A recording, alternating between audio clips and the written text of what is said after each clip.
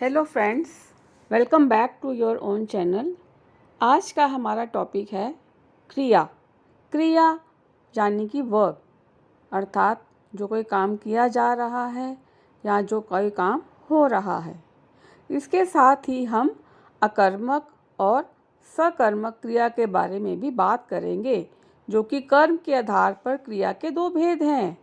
इनको पहचान करना बहुत ही आसान है, तो इसे जानने के लिए वीडियो को पूरा देखें, क्योंकि हम इसमें धातु, कर्ता और कर्म के बारे में भी चर्चा करेंगे, जिसको देखने के बाद क्रिया को पहचानने आपके लिए बहुत आसान हो जाएगा और इसके आप पूरे मार्क्स लेंगे।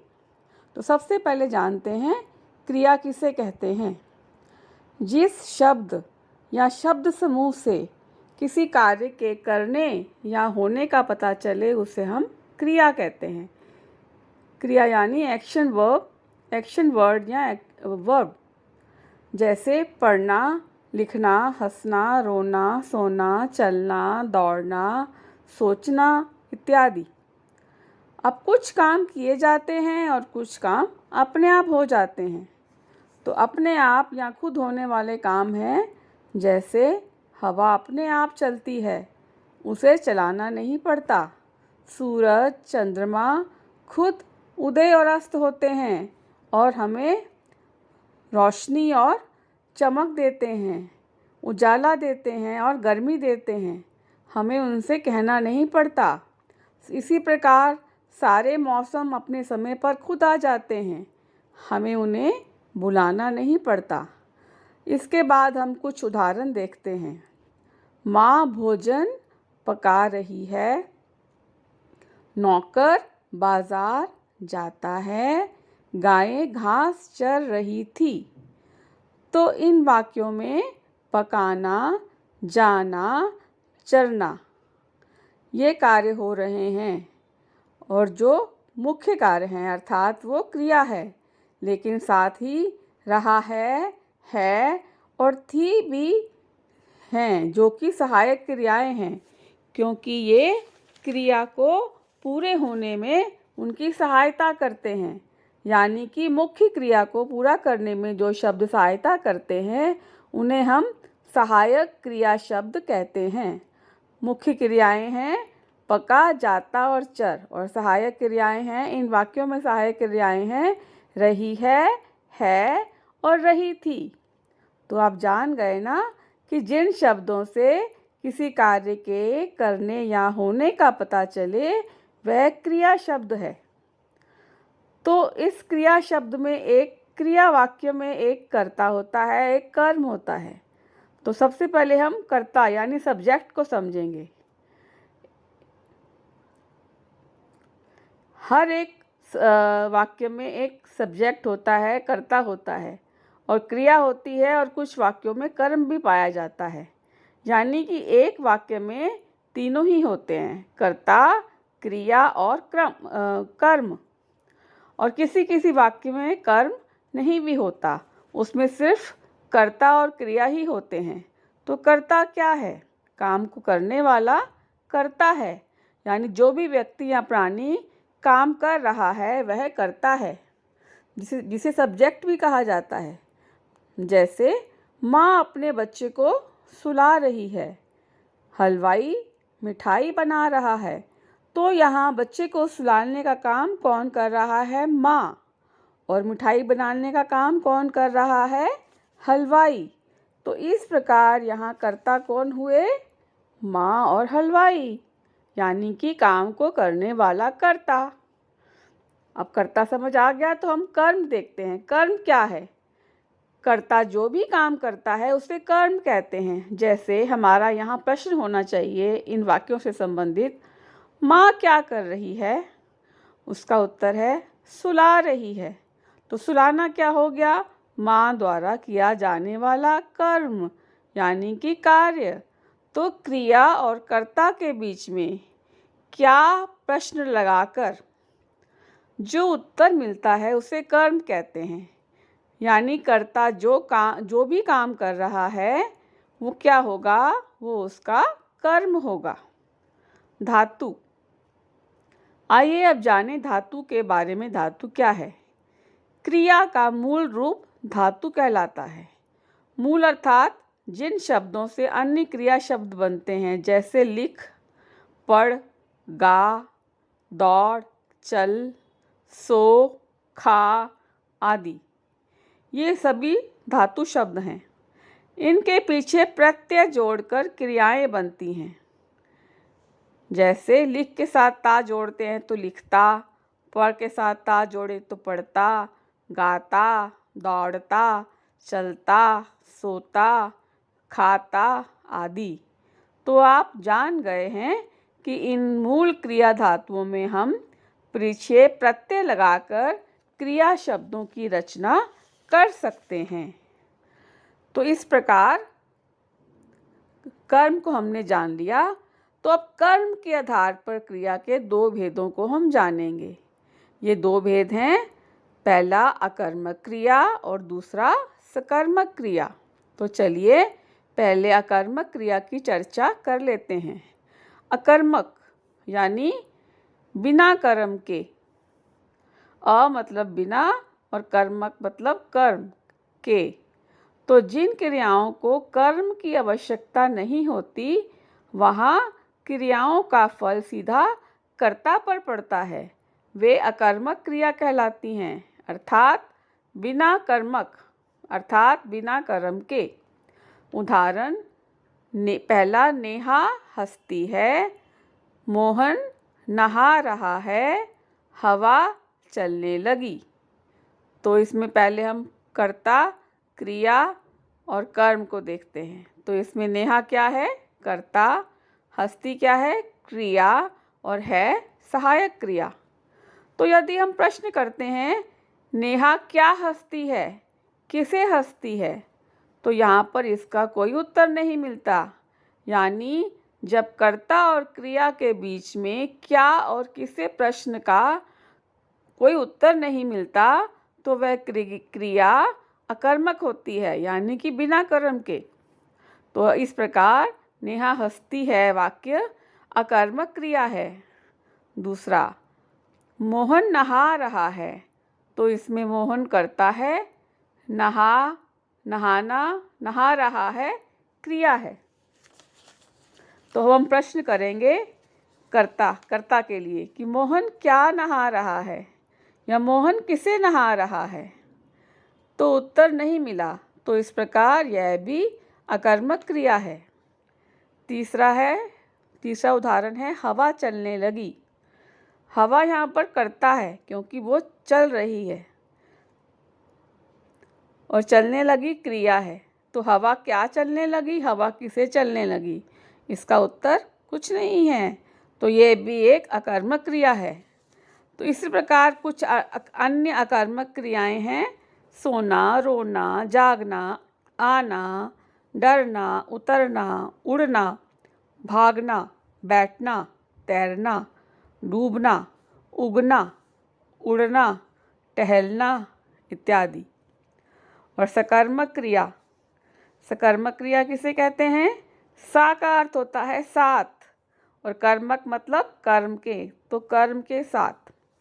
इसलिए हम कह सकते हैं कि जिस क्रिया में कार्य का फल कर्ता पर ना पड़कर दूसरी वस्तु पर पड़ता है, उसे सकर्मक क्रिया कहते हैं। इन क्रियाओं में कर्म अवश्य पाया जाता है, यानी जब हम क्यों और किसे एक प्रश्न करेंगे तो हमें उसका उत्तर अवश्य मिलेगा। तो आइए कुछ उदाहरण देखते हैं। मोहन सेब खाता है, मीना पत्र लिखती है, रमा ने माँ को पानी दिया।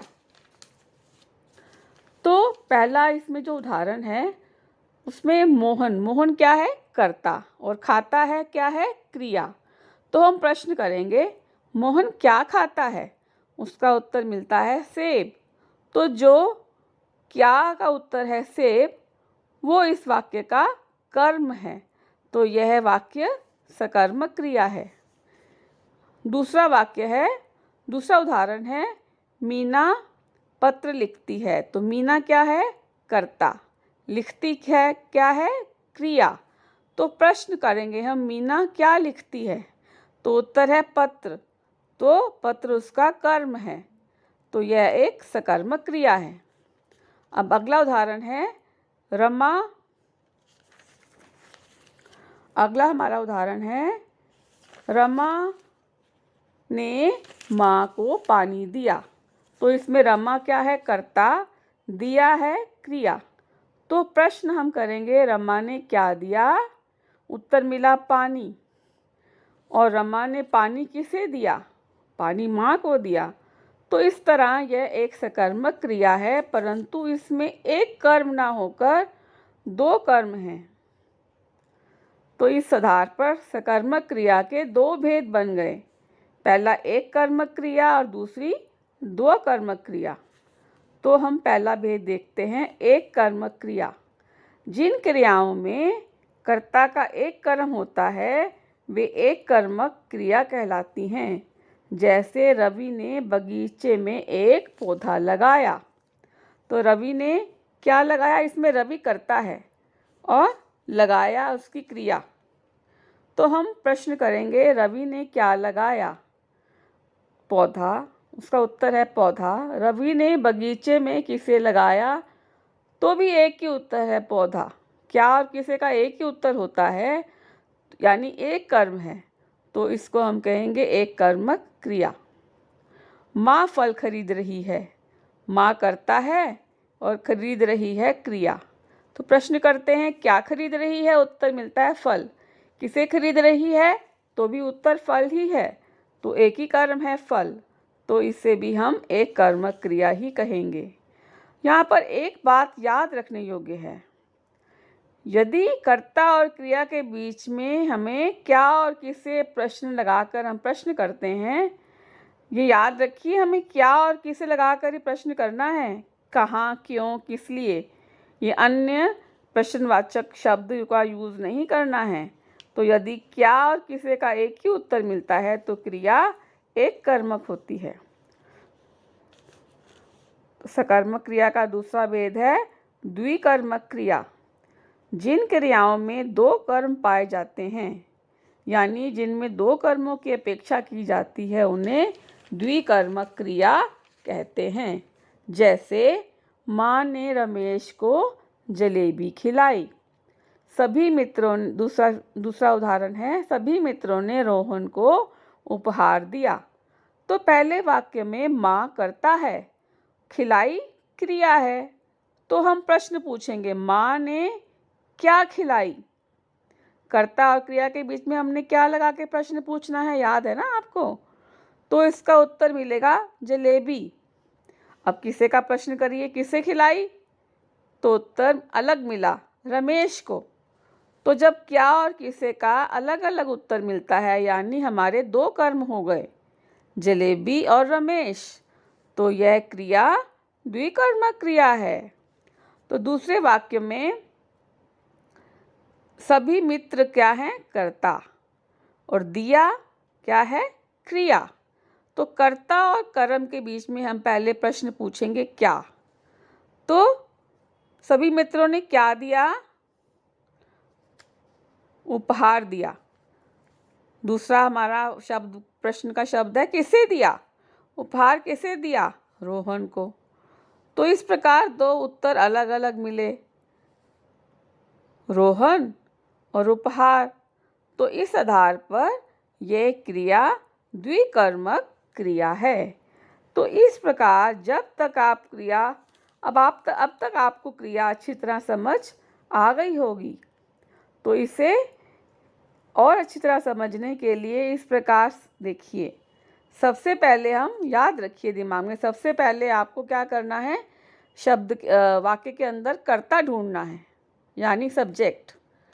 फिर आपको क्रिया ढूंढनी है।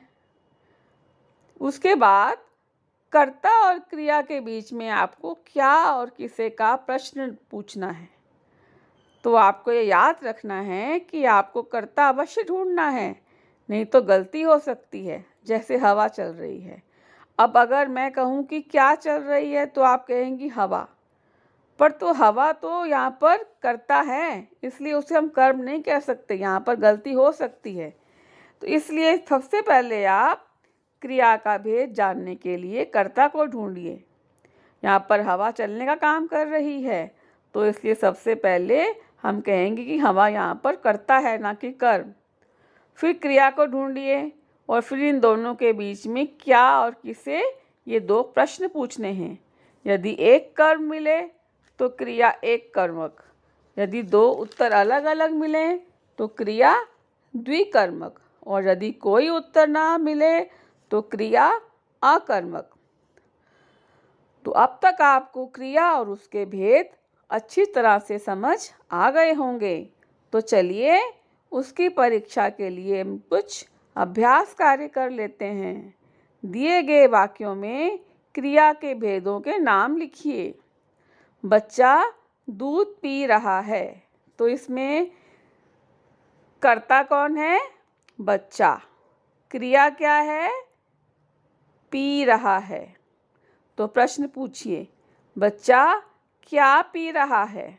उत्तर मिला दूध। बच्चा किसे पी रहा है? उत्तर मिला दूध। तो हमें एक ही कर्म की प्राप्ति हुई, तो हम कहेंगे यह क्रिया का एक कर्मक भेद है। लकड़हारा पेड़ की लकड़ियाँ काट रहा है, तो इसमें कर्ता कौन है? लकड़हारा। और क्रिया क्या हो रही है? काटना, काट रहा है। तो प्रश्न करिए, लकड़हारा क्या काट रहा है? लकड़ियाँ। लकड़हारा किसे काट रहा है? पेड़। पेड़ की लकड़ियाँ, तो दो कर्म हो गए।